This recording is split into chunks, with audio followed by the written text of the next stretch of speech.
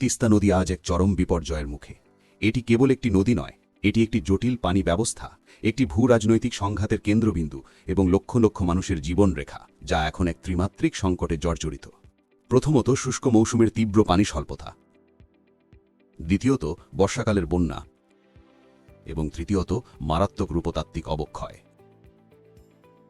দশকের পর দশক ধরে এই সমস্যা সমাধানে একটি দ্বিপাক্ষিক চুক্তি অধারাই রয়ে গেছে।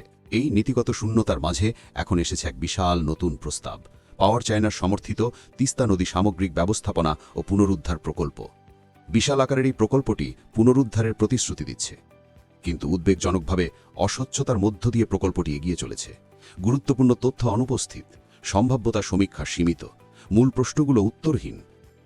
কেবল একটি বিশাল ইঞ্জিনিয়ারিং হস্তক্ষেপ কি উজানের পানি প্রত্যাহার, জলবায়ু পরিবর্তন এবং ত্রুটিপূর্ণ দেশীয় নীতিতে প্রথিত সমস্যা সমাধান করতে পারে?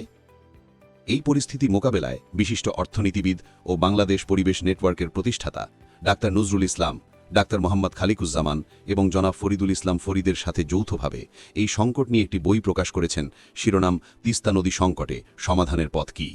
এটি কোনো সারসংক্ষেপ নয়, এটি একটি গভীর বহু শাখাভিত্তিক বিশ্লেষণ। এটি প্রকল্পের দাবিগুলো নিবিড়ভাবে যাচাই করে, ভূরাজনৈতিক প্রেক্ষাপট বিশ্লেষণ করে এবং জন আলোচনা থেকে হারিয়ে যাওয়া অপরিহার্য তথ্য উপাত্ত সরবরাহ করে। গবেষক ও নীতি নির্ধারক মহলের জন্য এই বইটি একটি অপরিহার্য দলিল। এটি সেই সমালোচনামূলক পর্যবেক্ষণের ভিত্তি যা এখনই প্রয়োজন, কংক্রিট ঢালাই হয়ে যাওয়ার পরে নয়। আপনার গবেষণাকে সমৃদ্ধ করুন, নীতি নির্ধারণী বিতর্ককে সঠিক পথে চালিত করুন এবং এই আলোচনায় যোগ দিন। আগামী ২রা নভেম্বর বাংলাদেশ পরিবেশ আন্দোলন ও বাংলাদেশ এনভায়রনমেন্ট নেটওয়ার্ক আপনাকে সংকটে তিস্তা নদী সমাধানের পথ কী শীর্ষক মতবিনিময় সভায় আমন্ত্রণ জানাচ্ছে। বইটির ওপর ভিত্তি করে এই আলোচনায় মূল প্রবন্ধ উপস্থাপন করবেন ডাক্তার মোহাম্মদ খালিকুজ্জামান। সকাল 10:30 ঢাকার প্রেস ইনস্টিটিউটে এই আয়োজনে যোগ দিন।